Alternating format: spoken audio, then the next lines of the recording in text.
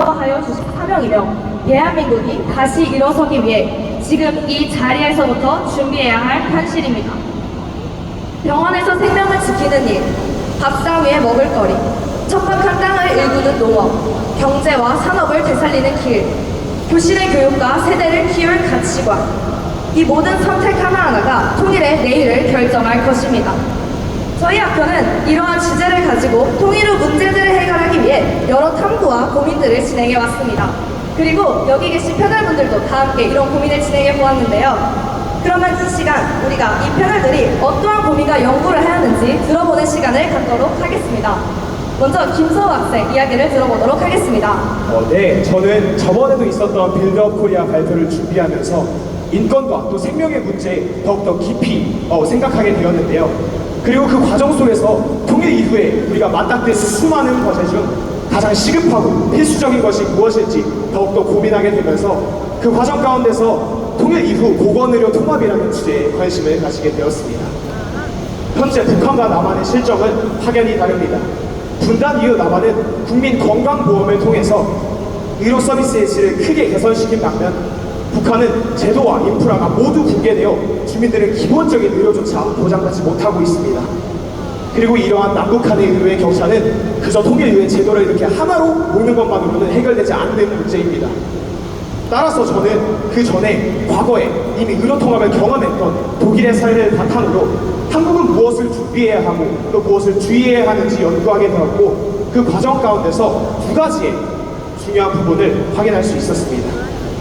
먼저 첫째, 북한의 보건의료제도인 이 무상치료제도와 예방의학제도 그리고 의사담당구역제도가 형식적으로만 존재하고 실제적으로는 작동하지 않는 그런 구조적 위기라는 점입니다. 그리고 이러한 위기는 북한의 턱없이 부족한 의약품과 또 음식 등 여러 가지 자원 부족의 문제로 인해 발생하는데요. 이를 반증하는 현재 북한 주민의 절반 가까이가 영양실조를 겪고 있기도 합니다. 따라서 현재 통일 직후에는 첨단 장비나 어떠한 의료시설의 도입보다는 기본적인 의약품 공급이 최우선 과제가 되어야 합니다. 둘째로는 동독의 폴리클리닉을 차리는 한국의 중요한 시사점을 줍니다. 당시 동독의 폴리클리닉은 각 구역별로 위치하여 그 지역의 주민들에게 기본적인 의료를 제공하고 건강관리가 가능하다는 그런 점에서 유용한 제도였는데요. 하지만 독일 통일 이후 서독식 개원의 체제로 독일의 모든 병원의 체제가 일원화되면서 이 제도는 역사 속으로 사라지게 됩니다. 단기적으로는 통합이 원활했지만 장기적으로 보았을 때는 협진을 약화시키고 지역 간 불균형이 심화되는 부정적인 결과를 낳았습니다. 최근 독일에서 의료공급센터라는 이름의 형태로 이 제도의 장점을 보완하려는 시도가 있는 것으로 보아 당시 독일의 이 결정은 정말 아쉬운 결정이었음을 다시 한번 확인하게 됩니다. 한국은 이 점을 반드시 고려해야 합니다. 독일의 폴리클리닉과 비슷한 성격을 띠는 것이 바로 북한의 의사담당구역제입니다. 그리고 이 의사담당구역제는 국가가 한 지역을 지정하고 그 지역의 모든 주민의 건강을 한 의사가 책임지고 관리한다는 북한의 보건 정책 중 하나인데요. 하지만 이는 북한의 고난의 행군과 1990년대 경제 상황의 악화로 인해 사실상 붕괴되어 있는 상태입니다. 그럼에도 의사담당구역제는 모든 주민에게 기본적인 의료 혜택을 적용하고 건강관리가 가능하다는 장점을 가지고 있기 때문에 통일 이후에 이 제도를 그냥 폐지한다기보다는 발전적으로 우리나라 통일 한국에 사용한다면 의료의 제도를 특히 농촌과 산간 지역 제도의 의료의 사각지대를 줄일 거라는 그런 판단이 듭니다. 네, 그렇다면 이 의사담당구역제도를 어떻게 적용할 수 있을까요? 네, 통일 이후에 의사담당구역제도는 모든 지역 주민들의 기본적인 의료 접근성을 확보할 수 있다는 장점이 있습니다. 먼저 첫째로 구역별 담당 의사를 배치하여 주민들은 장거리의 이동 없이 그냥 기본적인 보편적인 의료 접근성이 확보되도록 합니다. 둘째로 장기적이고 지속적인 치료를 통해 의사와 환자 간의 신뢰도를 향상시키고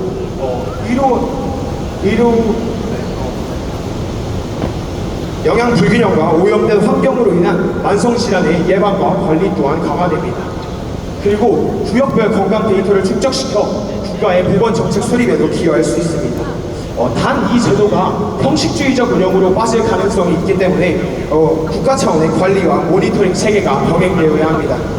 이렇게 의사각당구역제를 발전시켜 통일 한국에 적용한다면 열악한 북한 주민들의 건강 상태를 개선하고 양극화된 남북 간의 의료 상태를 극복하는 가장 현실적인 초기 대안이 될 것입니다. 네, 그렇군요. 단순한 통합을 남한 중심으로만 하지 않고 북한의 의료 제도를 활용하여 극대화시키는 방안이 굉장히 인상이 깊어요. 그 단계적 접근이 매우 실질적이고 통일 이후 의료 사업의 기초가 될 것 같아 저는 개인적으로 기대가 되는데요. 여러분도 기대가 되시나요? 네, 계속되는 답변 감사합니다. 그런데 아무리 좋은 병원과 제도가 있어도 배가 고프면 약도 못 먹는다는 말 다들 공감하시죠? 다들 공감하시나요? 네, 감사합니다. 그래서 이번에 생명을 지키는 또 다른 주제, 바로 먹는 주제인데요. 근데 흥미롭게도 그 해법 속에 라면이 등장했다고 합니다. 자, 백지연 학생 이야기 들어보도록 하겠습니다. 네, 저는 평범한 일상 속에서 식사를 하면서 문득 북한 주민들은 어떻게 식사를 하며 또 어떤 재료를 사용하여 음식을 만드는지에 대한 궁금증이 생기게 되었고 그런 궁금증이 바탕으로 북한의 식사에 대한 궁금증이 증가되게 되었습니다.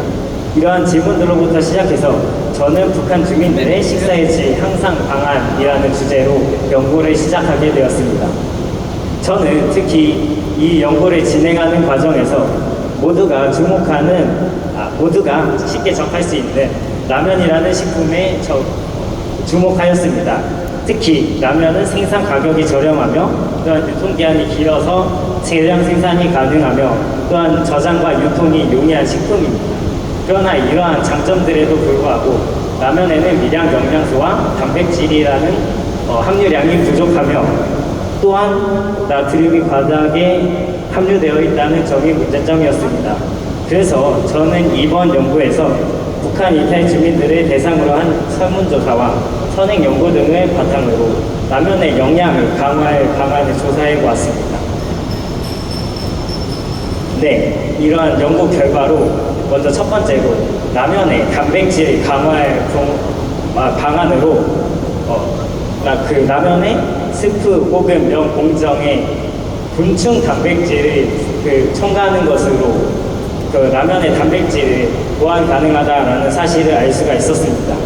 특히 식용 곤충은 FAO에서도 지정한 미래의 식품인 만큼 육고기와 비슷한 단백질 함량을 가지고 있고 또한 사육에 필요한 물과 공유의 양이 상당히 적기 때문에 그 생산 단가를 절약하면서도 단백질을 강화할 수 있는 훌륭한 방안이 되어질 수 있었습니다. 두 번째로 라면의 미량 영양소를 강화할 방안으로는 해조류를 첨가하는 것이 굉장히 도움이 될 수 있다라는 연구 결과가 있었습니다. 특히 해조류는 요오드 성분을 다량으로 함유하고 있기 때문에 북한에서 큰 문제가 되고 있는 갑상선 종 그리고 미량 영양소 부족 문제를 획기적으로 해결할 수 있는 그런 방안이 될 수 있다는 것을 알 수가 있었습니다. 마지막으로 기름기가 적은 겉면류 라면을 개발할 필요성이 있다는 것을 알 수가 있었습니다. 특히 이번에 진행한 북한 이탈 주민들을 대상으로 한 설문조사에서는 라면에 대한 개선 방안으로 응답자 8번은 북한에 있었을 때 기름기가 많은 음식을 접할 일이 많이 없었기 때문에 기름기가 많은 음식을 먹을 때 이제 소화가 잘 되지 않았다라는 응답이 있었습니다. 그렇기 때문에 상대적으로 기름기가 적은 겉면을 더욱더 개발하고 연구하는 것으로 북한 주민들이 쉽게 섭취할 수 있는 라면을 개발할 수 있다라는 결론점에 도달할 수 있었습니다. 저의 연구는 통일 이후 북한 주민들의 식생활을 안정화시키고 또한 건강을 회복시키는 하나의 방안이 되어질 수 있습니다. 특히 라면은 북한 주민들이 쉽게 접할 수 있으면서 또한 지속적인 개선과 연구를 통하여 영양을 강화하고 또한 식단을 다양화할 수 있는 좋은 매개체가 될 수 있을 것입니다. 저는 앞으로도 이러한 식품 공학을 더욱더 깊게 연구하여서 북한의 식량난 문제를 해결하는데 기여하고 싶습니다. 네, 감사합니다. 곤충 라면이요. 곤충이라 살짝 당황스럽긴 하지만 또 한 번 새롭게 생각해 보게 되는 주제인 것 같습니다. 요즘 곤충이 미래 식량으로도 주목받고 있잖아요. 이런 곤충과 라면이 결합해 북한 통일 이후에 미래 식량난을 대비한다는 발상이 참 새로운 것 같아요. 네, 또한 북한 주민들의 영양 상태를 세밀하게 또 분석하고 모두에게 친숙할 수 있는 라면을 기반으로 접근했다는 점 또한 상당히 인상 깊은 것 같습니다. 한편 장기적인 관점에서 북한의 식량 문제를 해결하기 위해서는 농업이 빠질 수 없는데요. 이 분야를 깊이 연구한 송한결 학생, 현재 북한의 농업 환경은 어떤가요? 네, 북한의 국토의 80%가 산지로 평야가 적고 토양이 산성화 또 척박화되어 농사에 매우 불리합니다. 한량한 기후와 불규칙한 강수량, 높은 염수 농도를 보이는 서해안 일대의 토지 또한 북한의 생산성을 크게 저하시킵니다. 북한 측에서는 이를 개선하려 과도한 화학 비료와 인분을 사용해 토양의 산성화와 염류 집적이 심화되면서 오히려 장기적인 생산성이 더욱 악화되어 식량 자급 능력 구조적으로 붕괴 수준에 이르렀습니다. 저는 이렇게 척박한 북한 땅에 농업 기반을 개선하기 위해 GMO 작물 제시를 하며 연구를 진행하였습니다. 물론 대한민국 소비 문화 속에서 GMO 작물에 대한 일부 부정적인 여론이 있긴 합니다.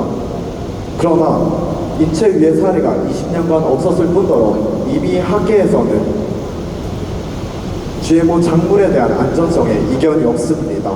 저는 이러한 GMO 작물을 활용하여 북한의 농업 환경을 개선하고자 합니다.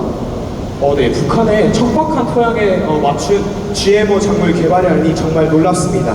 그런데 이러한 씨앗을 위한 종자 개발을 할 때 시간이 오래 걸리고 대량 생산이 힘들다는 그런 단점이 존재하진 않을까요? 네, 북한의 기후와 토양 조건에 적합한 GMO 작물을 신속하게 개발할 수 있는 방법이 있습니다.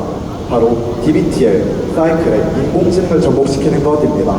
이 방법은 쉽게 말해 디자인, 실험을 설계하고 빌드, 만들어보고 테스트, 시험해보고 거기서 배운 것을 다시 다음 설계에 반영하는 DBTL 반복 구조에 인공지능을 접목시키는 것으로 단순히 시간을 단축하는 것뿐이 아니라 사이클 전체를 자동화하여 실험의 정교함과 신뢰성을 높일 수 있습니다. 이러한 인공지능을 활용하면 각 지역의 토양과 기후 데이터를 분석하여 최적의 품종과 재배 조건을 설계하고 배양 및 성장 과정을 자동화하여 단기간에 대량 생산이 가능하여집니다. 이러한 접근은 실제로 다른 국가에서도 이미 진행되어졌는데요. 예를 들어 네덜란드에서는 크롭 XR이라는 연구 프로그램이 AI 기반의 스마트 육종 방법을 통해 기후변화에 강한 농작물 품종을 육성하고 염초에도 강한 GMO 작물을 개발하였습니다. 이러한 기술은 북한의 토양에서도 안정적인 농업 생산을 이끌어낼 수 있습니다. 이와 같은 사례들은 추위와 건조함에 강하며 높은 농도의 염수에서도 강한 GMO 식물을 개발하여 척박한 땅인 북한의 식량 문제를 해결하는 데 실질적인 모델이 될 수 있습니다. 이는 통일 이후 북한 땅에 새로운 농업을 또 그런 농업 기반을 마련하는 중요한 전략이 될 것입니다. 저는 앞으로 하나님의 창조 질서 속에서 생명을 탐구하고 어떻게 하면 한 생명이라도 더 건강하게 살 수 있을지를 고민하며 이를 이와 같은 연구와 실천을 통해 찾고자 합니다. 네, 인공지능을 통해 GMO를 개발하여 척박한 북한의 토양을 살려서 통일 한국을 꿈꿀 수 있다니 정말 생각만 해도 배가 부르는 것 같습니다. 이런 말이 있죠. 먹을거리와 토양이 또 농업이 한 사회의 밥상과 땅을 책임진다면 경제와 산업은 그 사회의 일터와 미래를 책임진다. 한반도의 경제적 기초는 어떻게 세워질 수 있을까요? 북한의 기술력과 남한의 기술력이 만났을 때 생겨나는 가능성, 박현진 학생이 이어서 전해주겠습니다. 네, 우선 저는 한반도 통일이라는 큰 배경 속에서 가장 시급한 과제가 무엇일까 고민했습니다. 정치, 사회, 문화도 물론 중요하지만 가장 중요하게 통일 한반도를 안정적으로 이끌어가는 데에는 바로 경제적 성장이 핵심이라고 생각했습니다. 그래서 무엇보다 북한의 경제 성장을 위해 김정은식 4차 산업혁명이라고도 불리는 북한의 새세기 혁명에 주목하게 되었습니다. 북한의 새세기 혁명은 새 세대 혁명이라고도 불리며 북한의 미래 세대를 겨냥한 도약 전략으로 이해할 수 있습니다. 북한은 ICT 기술을 기반으로 현대화, 정보화, 주체성 강화를 이어나가고 있습니다. 여기 화면에 보시는 것처럼 현재 북한은 IT, NT, BT 분야를 중심으로 지식, 경제, 강국, 건설을 목표로 삼고 연구를 진행하고 있습니다. IT 분야에서는 소프트웨어와 인재 양성이 특히 두드러지는데요. 실제로 김제공업대학교 학생들은 국제 프로그래밍 대회에서 은메달을 수상한 이력이 있으며 김일성 종합대학교 기술개발연구원은 생체인식, 또 지문인식, 음성인식 등과 같은 연구를 진행하고 있다고 합니다. NT 분야에서는 나노물리, 나노화학 분야로 나뉘어서 연구가 진행되고 있으며 BT 분야에서는 과거 토끼 조직 배양 복제나 진단약 개발과 같은 연구 성과가 보고되어 왔습니다. 네, 북한의 새세기 혁명의 이야기를 들으니 북한 역시 미래를 준비하며 과학 발전에 대한 관심을 보이는 것 같아요. 네, 그렇지만 안타까운 부분은 북한의 이러한 기술 개발의 목적은 결국 북한의 체제를 유지하는 데 있다라는 것입니다. 실제로 북한은 수천 명의 IT 인력을 고용해 위장 신분으로 해외 기업에 취업시켜 외화를 벌이하고 있으며 사이버 해킹을 통하여 암호화폐를 탈취하고 또 국제기술 절도에도 연루되어 왔습니다. 궁극적으로 북한의 기술력은 여전히 인프라 부족과 체제의 폐쇄성이라는 한계를 띠고 있습니다. 그럼에도 우리가 주목할 점은 있습니다. 북한은 해킹 기술을 위장, 자동화 역량까지 발전시켰습니다. 또한 핵심 기술들이 이미 존재하기 때문에 통일 이후에 이런 핵심 기술 인재들을 전환, 재교육시킨다면 통일 한반도가 활용할 수 있는 잠재력이 크다고 볼 수 있습니다. 결국 북한의 새세기 혁명은 구조적 제약 속에서 발전이 지체된 측면은 있지만 그 와중에도 특수 분야에서 특수한 역량을 띠고 있다는 것은 사실입니다. 따라서 통일 이후에 남한의 ICT 인프라를 기반으로 북한의 보안 역량을 결합하여 산업 자동화, AI 데이터 기반 사업 방향성으로 나아간다면 통일 한반도가 사용할 수 있는 잠재력과 그거에 대한 기대가 굉장히 크다고 볼 수 있습니다. 예를 들어 사이버 보안 기술은 스마트 시티나 금융산업의 핵심 방패가 될 수 있습니다. 즉, 북한의 기술 발전은 체제적인 한계를 벗어나 통일의 전환기를 맞아 그 기술을 펼친다면 이전보다 더 큰 추진력으로 변할 수 있습니다. 네, 북한의 이렇게 발전된 기술력이 해킹과 같은 어두운 부분에서 사용되고 있다니 참 유감입니다. 그런데 그렇기에 통일 후에 한 목적 안에서 이 남북 간의 기술력이 사용될 수 있도록 더 신경 써야 할 것 같아요. 현진 학생의 또 경제와 산업의 이야기를 들으니 통일한국의 큰 그림이 그려집니다. 하지만 결국 이 그림이 현실이 되려면 그 안에서 살아가는 사람들의 교육 또한 중요하게 되겠죠. 전혜리 학생 이어서 말씀해 주시겠어요? 네, 저는 통일 직후 남북한 통합교육에 주목하였습니다. 북한의 교육은 정치사상 교육을 최우선으로 두며 동시에 경제성장을 위한 과학기술 교육과 노동, 국방을 대비한 체력 단련 중심의 체육교육을 강조하고 있습니다. 북한 학생들의 학습 환경 격차 또한 매우 심각한 수준인데요. 평양과 같은 대도시에 살고 있는 대부분의 학생들은 대학 진학을 위하여 한 달 식비에 해당하는 비용을 들이며 기밀 과외를 하는 등 사교육의 현상이 늘어나고 있습니다. 특히 김정은 시대에서 실력주의를 강조하여 빚을 내서라도 아이들을 과외시키고자 하는 학부모들이 점차 늘어나고 있습니다. 반면 농촌에 있는 대부분의 학생들은 전기가 잘 들어오지 않아 수업의 진행이 어려운 환경에 놓여 있으며 철마다 모내기 및 농촌 동원으로 학습의 공백이 발생하고 있는 상황입니다.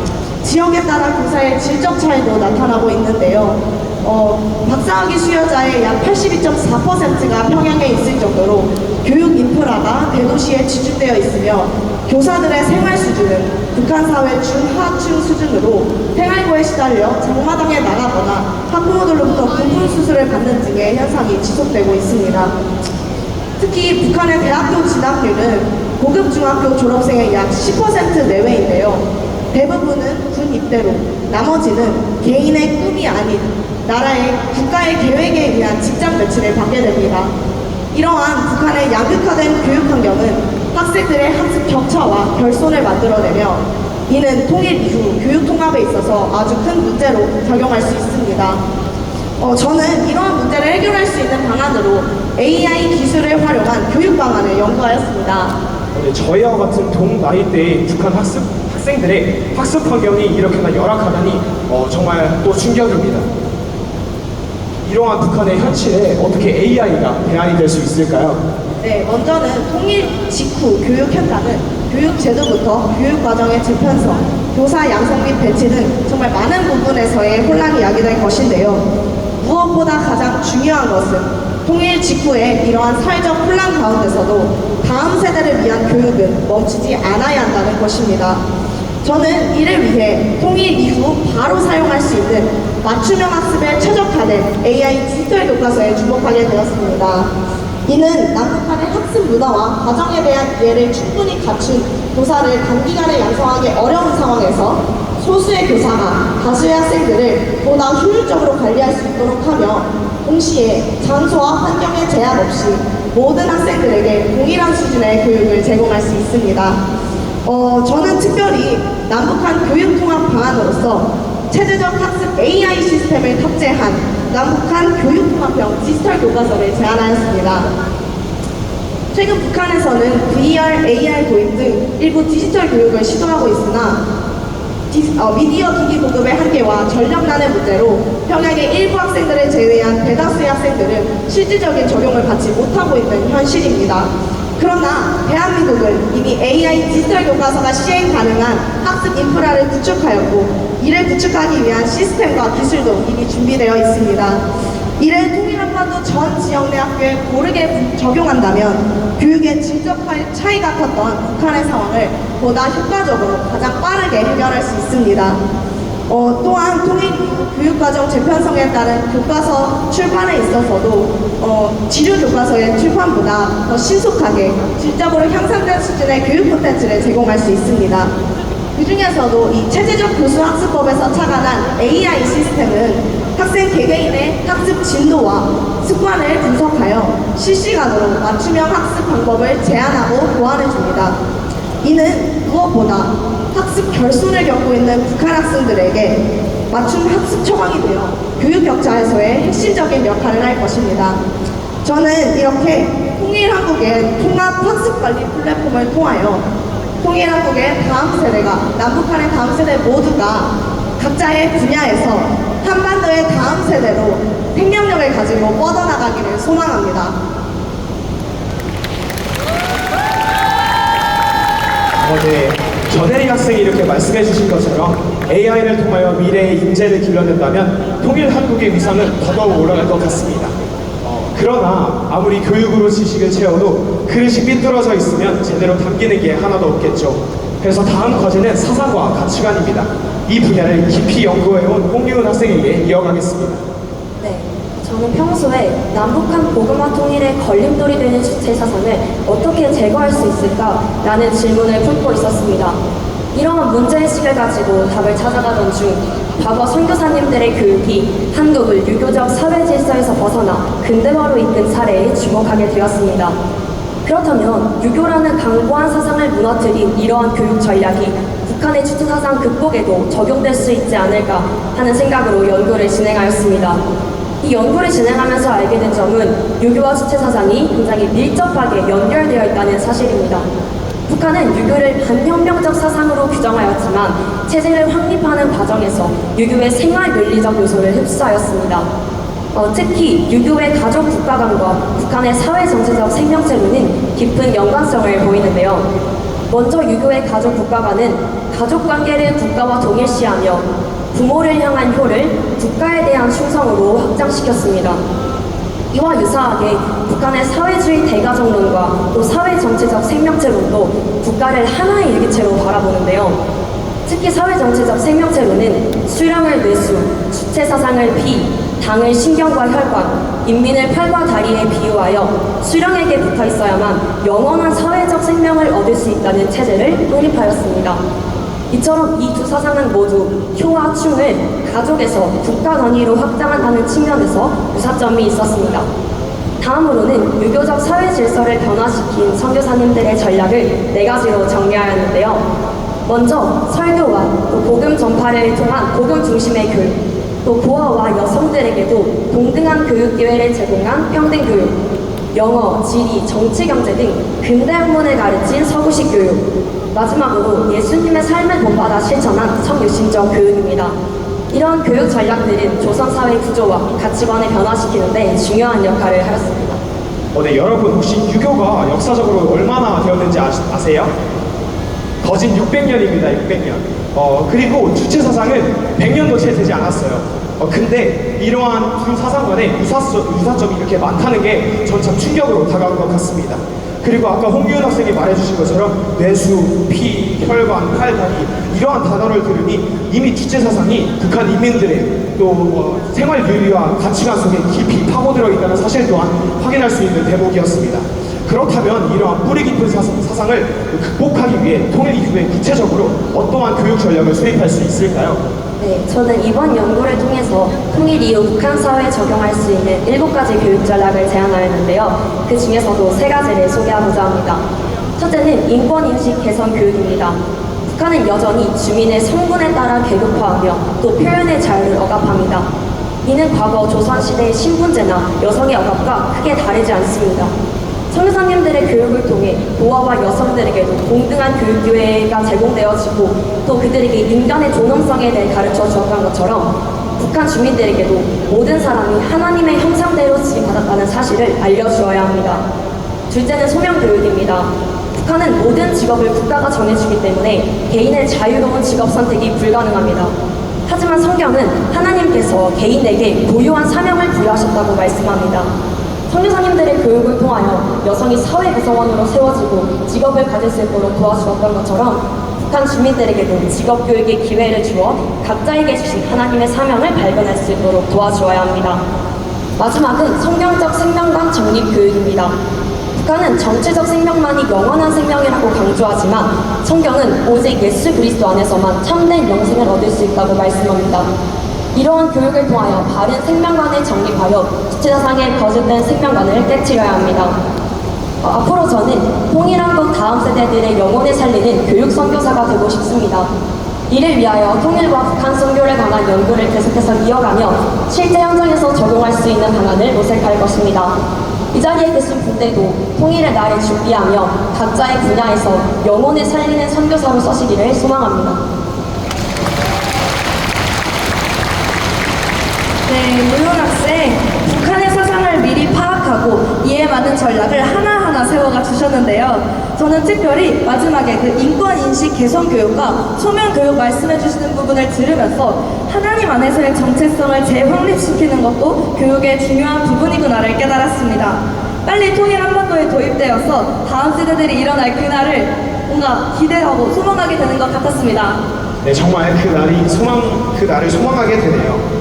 이제 슬슬 저희 패러티크 세션을 이제 마무리하려고 합니다. 여러분들 아쉬우시죠? 네, 감사합니다. 오늘 아까 라면 이야기를 들을 때는 저도 아까 잠깐 배가 고파졌었던 것 같아요. 그러나 우리가 기억해야 할 사실은 그저 배고픔이 아니라 이 배고픔은 저 북쪽 땅에 우리 형제와 동포들의 현실이며 그 현실을 바꾸는 준비는 우리의 책임이자 의무이자 또 사명이라는 사실입니다. 만약 우리가 준비하지 않는다면 통일은 축복이 아니라 큰 혼란이 될 것입니다. 하지만 우리가 준비한다면 통일은 무너져가는 대한민국을 다시 빌드업 할 수 있는 유일한 또 가장 큰 기회가 될 것입니다. 2025년 우리는 광복과 분단이 80년을 나란히 맞이한 해를 살아가고 있습니다. 지난 80년 동안 분단은 굳어지고 통일의 말은 변질되고 민족 간의 마음 깊이 갈라져 왔습니다. 우리의 소원은 통일이라는 노래는 메아리조차 희미해져 가는 듯 보입니다. 그러나 우리는 압니다. 역사의 주인은 사람이 아니라 하나님이시라는 것을. 그리고 그분의 초월, 즉 메타적인 섭리 속에서 새로운 통일의 장은 반드시 열릴 것이라는 것을요. 그리고 이것이 바로 우리가 말하는 메타 코리아입니다. 인간의 계산이 아니라 하나님의 시간표 속에서 나라를 다시 바로 잡겠다는 우리 모두의 결의 말입니다. 그래서 이 시간 오늘 이 자리에서 굳게 다짐합니다. 생명을 지키고 먹거리를 책임지며 땅을 일으키고 일터를 세우고 도시를 바꾸며 삐뚤어진 생각의 방향을 바로 세우겠다고. 그렇게 메타코리아 분단의 80년 위에 자유의 8,000년을 선포하겠습니다. 감사합니다.